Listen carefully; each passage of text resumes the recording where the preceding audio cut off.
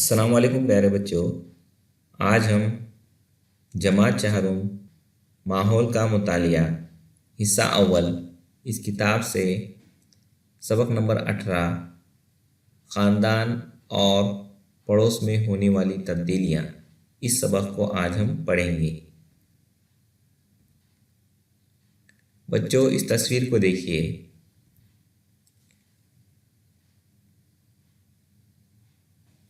इस तस्वीर में आपको क्या दिखाई दे रहा है?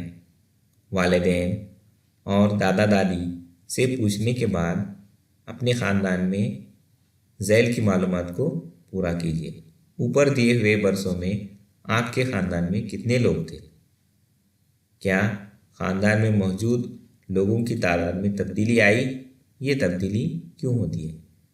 इस तस्वीर को जब हम देखते हैं तब हमें मालूम होगा, इन तस्वीरों को देखकर हमें ये लगता है कि 1950 में ख़ानदान में सिर्फ 2 लोग थे। 1970 में हम देखेंगे तो ख़ानदान बढ़कर, उसी तरह 1990 में देखिए, और आज की हालत ये है कि माँ बाप बूढ़े हो गए हैं और बच्चे जवान हो गए हैं और उनके भी बच्चे वहाँ पर दिखाई दे रहे हैं।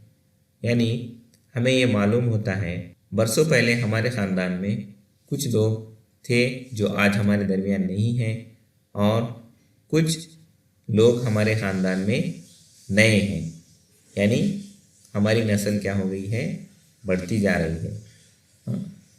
ख़ानदान में मौजूद लोगों की तादाद में हमेशा तब्दीली आई है। पहले कम लोग थे, अब हमारे ख़ानदान बड़े दिखाई दे रहे हैं। ख़ानदान में इंसानों की तादाद मुख्तलिफ हो सकती है। ये तादाद हमेशा एक नहीं रहती, वो कम ज़्यादा होती रहती है।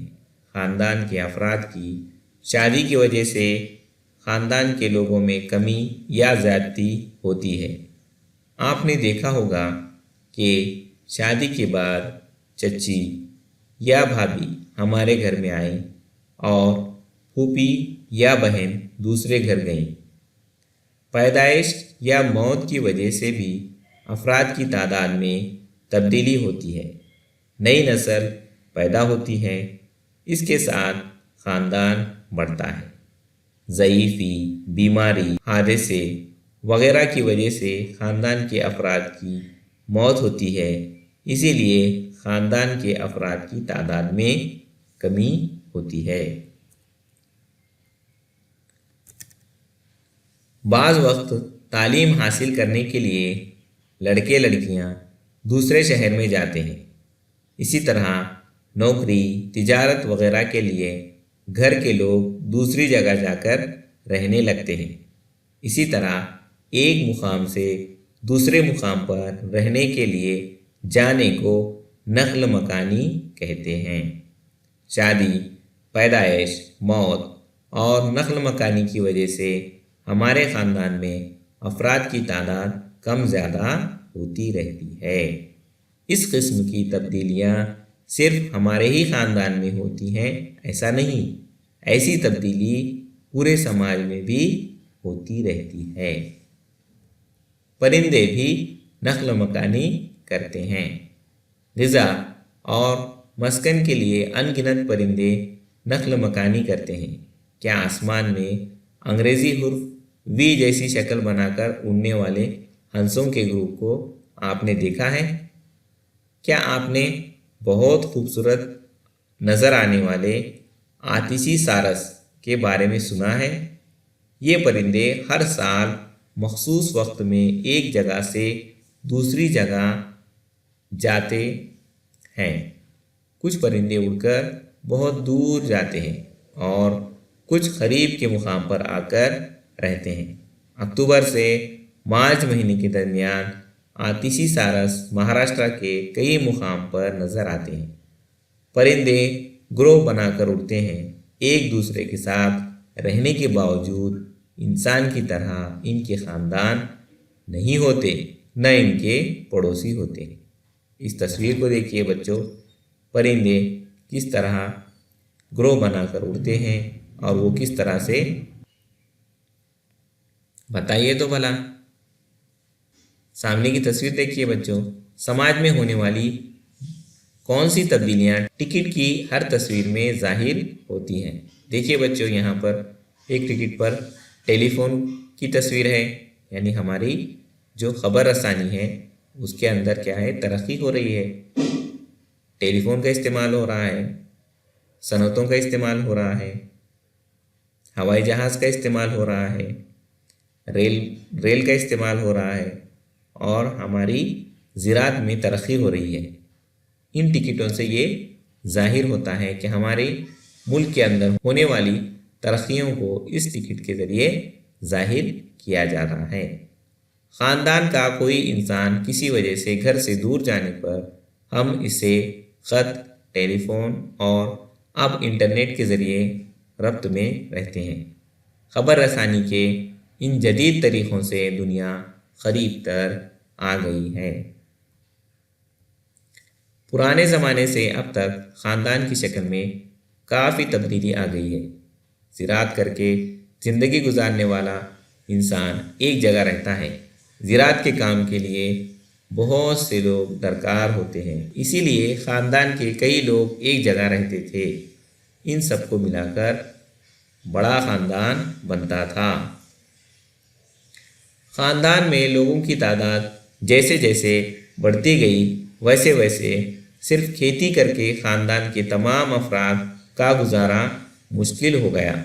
व्यापार और नए नए कारोबार की तरक्की होती गई, शहर बढ़ने लगे, इसीलिए रोज़ी की तलाश में इंसान जहाँ काम मिला वहाँ जाकर रहने लगा। बड़े ख़ानदान बिखर गए, इसीलिए ख़ानदान छोटे हो गए। गुज़िश्ता कई बरसों में तालीम और नौकरी वगैरह के मकसद से दीगर रियासतों और गैर ममालिकों में जाने का तनासुब भी बहुत बढ़ गया है। कभी कभी ख़ानदान का कोई एक फ़र्द गैर मुल्क में होता है तो कई फ़र्द अपने ही मुल्क के दूसरे शहर में रहता है, इसीलिए ख़ानदान भी बदल रहा है। बदलते हुए ख़ानदान की तरह ही पड़ोस भी बदलता रहता है। यानी हम जब शहर छोड़ते हैं, किसी नए शहर में जाकर रहते हैं, तब वहाँ पर हमारे पड़ोसी भी बदलते हैं।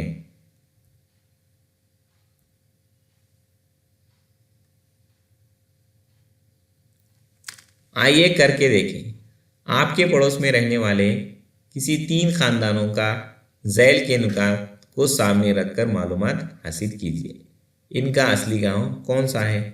अपने गांव में वो किस मुकाम पर कब और किस तरह आए? बच्चों, इसकी मिसाल हम देखते हैं। हमारे ही अतराफ़ में कुछ लोग हैं जो हमारे अतराफ़ में नए हैं। हमारे ही स्कूल में कुछ बच्चे हैं जो दूसरे गांव से आए हैं। उनका असली गांव वो उत्तर प्रदेश में एक छोटा गांव है। वो अपने गांव से इस मुकाम पर कब आए? वो बच्चे, वो ख़ानदान अपने गांव से पिछले साल हमारे गांव में आए। यहाँ उन्हें कौन कौन सी तब्दीलियाँ दिखी? जी हाँ बच्चों, उस ख़ानदान को यहाँ पर बहुत सारी तब्दीलियाँ दिखी। क्यों? क्योंकि उनकी ज़बान और हमारी रियासत की ज़बान मुख्तलिफ है। वो लोग उत्तर प्रदेश में हिंदी का इस्तेमाल करते हैं, उन्हें मराठी ज़बान बिल्कुल भी नहीं समझ आती और बहुत सी ऐसी चीज़ें हैं जिसके नाम भी वो नहीं जानते। इसी तरह उनमें हमें ये तब्दीली नज़र आई कि उनका रहन सहन, उनके बात करने का तरीक़ा, उनके कपड़े पहनने का तरीक़ा, ये हमें कुछ अलग दिखाई दिया। उनके खाने बनाने का तरीक़ा, ये भी क्या है, हमें कुछ अलग ही दिखाई दिया। ये सब हमें तब्दीली इनमें नज़र आई। कामकाज, नौकरी, कारोबार या तालीम के लिए इंसान नक़ल मकानी करता है। नक़ल मकानी की वजह से हम अपने मुल्क में पाए जाने वाले तनों को देखते हैं।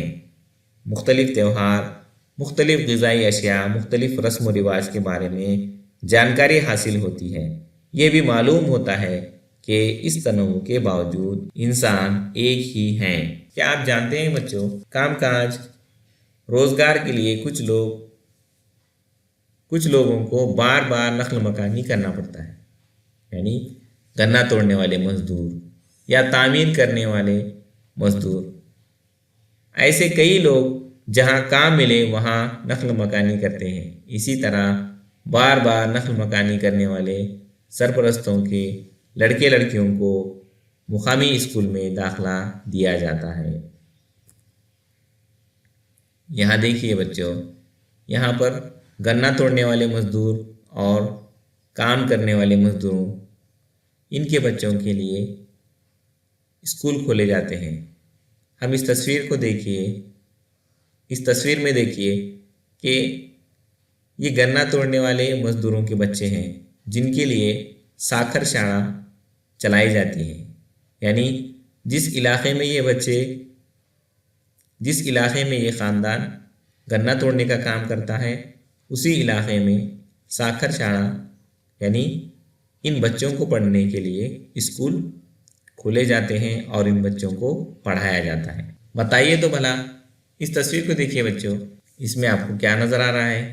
ہم دیکھ سکتے ہیں یہاں پر ایک گاؤں کا منظر ہے اور اس میں عورتیں باتیں کر رہی ہیں، بچے کھیل رہے ہیں، یعنی اس سے یہ معلوم ہوتا ہے کہ یہ آس پڑوس کی عورتیں ایک جگہ بیٹھ کر گپ شپ کر رہی ہیں، بچے کھیل رہے ہیں، یعنی یہاں پر پڑوسی کس طرح سے مل جل کر رہتے ہیں یہاں پر یہ دکھایا گیا ہے۔ اس تصویر کو دیکھیے بچوں، آپ اور آپ کے پڑوسی میں کن کن چیزوں کا لین دین ہوتا ہے؟ اگر ہمارے گھر میں کوئی چیز ختم ہو جائے تو ہم کیا کرتے ہیں؟ ہمارے پڑوس سے لیتے ہیں۔ مثال کے طور پر دودھ، شکر، پتی، آٹا وغیرہ۔ اسی طرح اگر ہم کہیں باہر جا رہے ہیں اور گھر میں کوئی نہیں ہے تب ہم کیا کرتے ہیں؟ ہمارے گھر کو تالا لگاتے ہیں اور اس کی کنجی ہم ہمارے پڑوس میں رکھتے ہیں۔ اس طرح سے ہمارے گھر کی کنجی پڑوس میں رکھنے کا رواج بہت زمانے سے ہوتا آ رہا ہے۔ خاندان کے علاوہ اپنے پڑوس سے ہمارا روزانہ تعلق آتا ہے۔ ہم ایک ہی ماحول میں رہتے ہیں، ہمیں ماحول کا کچرا، تحفظ، پانی، بجلی جیسے مسائل حل کرنے کے لیے ایک دوسرے کی مدد کی ضرورت ہوتی ہے۔ ضرورت کے وقت ہمارا رشتہ دار ہماری مدد کرنے کو آنے تک پڑوسی ہی مدد کے لیے آتے ہیں۔ ایک دوسرے کی مدد کرنے کی وجہ سے پڑوسیوں کے ساتھ ہمارے تعلقات مخلصانہ ہو جاتے ہیں۔ پرخلوص اور دوستانہ تعلقات کی وجہ سے اجتماعی زندگی خوشگوار ہو جاتی ہے۔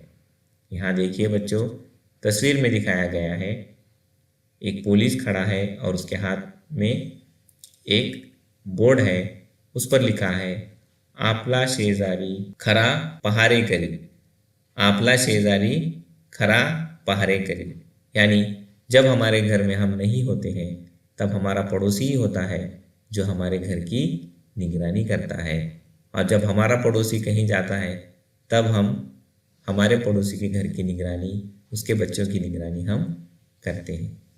یاد رکھو بچوں، ہمیں ہمارے پڑوسیوں کے ساتھ اچھا سلوک کرنا چاہیے۔ اسی طرح اس سبق کو ہم اس حدیث پہ ختم کرتے ہیں کہ ہمارے نبی صلی اللہ علیہ وسلم نے فرمایا کہ للجاری حق، پڑوسی کا بھی حق ہے۔